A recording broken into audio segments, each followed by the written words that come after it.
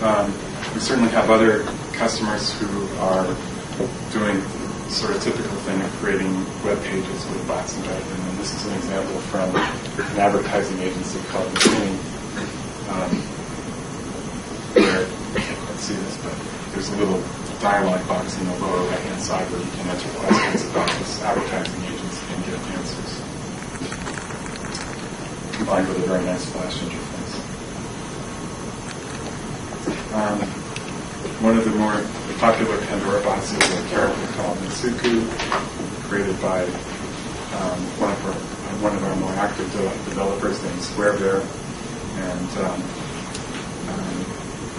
one of the nice things about the AIML language is that it's a completely open source, pretty standard language. So not only are people developing bots for Pandora bots, but they're also developing bots using our same language for multiple free software AIML interpreters that are out there.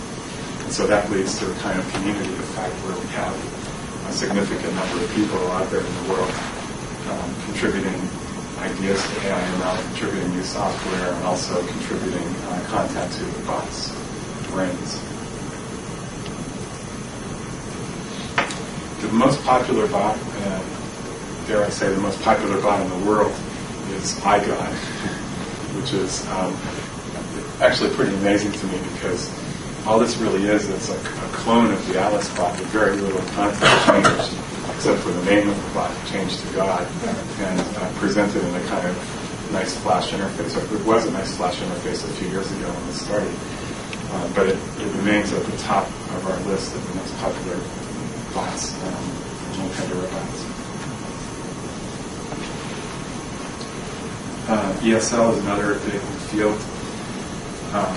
Several years ago, I noticed that the number one source of traffic to the AliceBot.org website was ESL sites. So I realized that there were lots of people out there in the world who want to practice English, who are connecting with bots just to practice their conversational skills. And the way I describe it is that there are more people in the world who want to learn English than there are native speakers available to teach them, even if every single one of us became an ESL instructor. And then if they did, those people could not afford to pay us. So bots are kind of a very good natural solution to this problem, as well as the fact that, if you want to go in a chat room or online to practice English, then you run into all sorts of dangers which are not present with the bot. The bot's never going to stalk you or harass you, and it's a tireless communicator. Recently, TV series Echelon Conspiracy used microbots for promotion. Get through some of these. The original AliceBot, of course.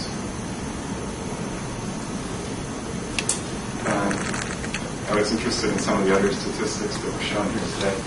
We've got close to a billion interactions served since our server was launched in 2003, and 137,000 bot masters with 169,000 bots. Pandora Bots was developed and written in the language Comet Nest.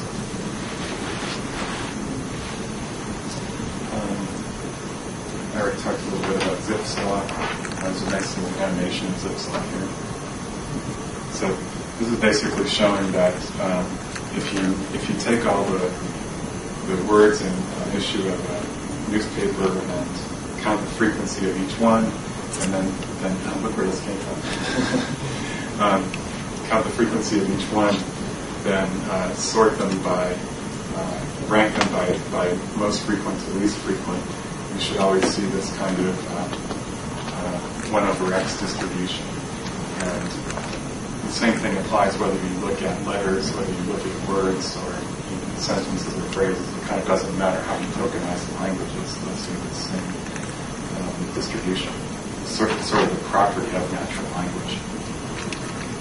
AIML uses a graph representation to store all the patterns, and it turns out to be a highly efficient method of doing it because you can basically scale the size of the bot brain without slowing down the recognition process.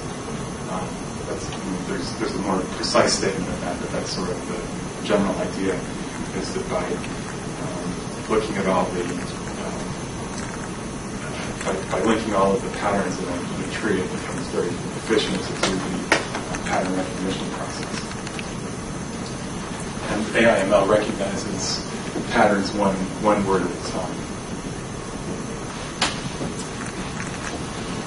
So, this is an older picture of the brain of Alice. And what this shows actually is the spiral pattern is completely insignificant here. That was just a way of kind of fitting it onto one page, but in a beautiful way. But what this really is you can imagine unrolling that spiral into a kind of long clothesline. And it's telling us that when you look at all of the patterns for English, there's about 2,000 or 3,000 choices for the first word of the sentence. But then when you get to the second word, the average number of choices drops off dramatically. You're down to maybe 2.5, 3 words on average. Of course, if the first word is I, or the first word is you, then there's multiple possible second words. But if the first word is, let's say, president, then there's very few choices that are likely to be the second word in that sentence. So the graph representing all the patterns in the Alice brain looks kind of like this. Those thicker clusters you see there are instances where the first word is who, what, when, where, why, I, you, and so on. These are links to our. I produced a whole bunch of video tutorials on YouTube that you can go watch. So the basic components of Pandora Bots are the conversation engine, interaction interface which allows the creation of publication of bots to web pages, the programming interface for bot masters to develop the bots, and some systems for supporting automatic knowledge generation.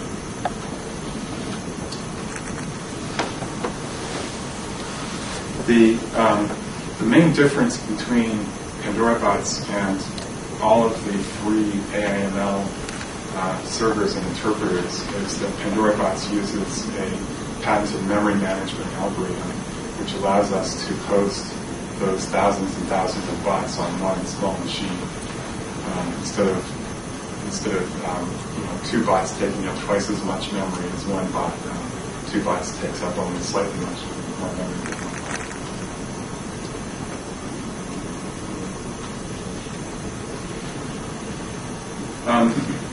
There's an interface to Pandora Bots called XML-RPC, which is the gateway through which all of the third-party applications connect to Pandora Bots.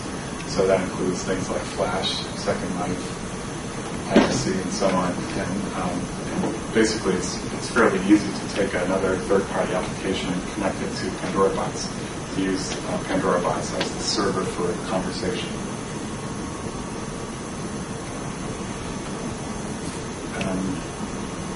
The botmaster accesses Pandora Bots through a web-based interface. I wish we had something as beautiful as anything. And my cyber twin has for creating bots, but currently, basically, creating bots on Pandora Bots does require some knowledge of AIML or XML, although not too much.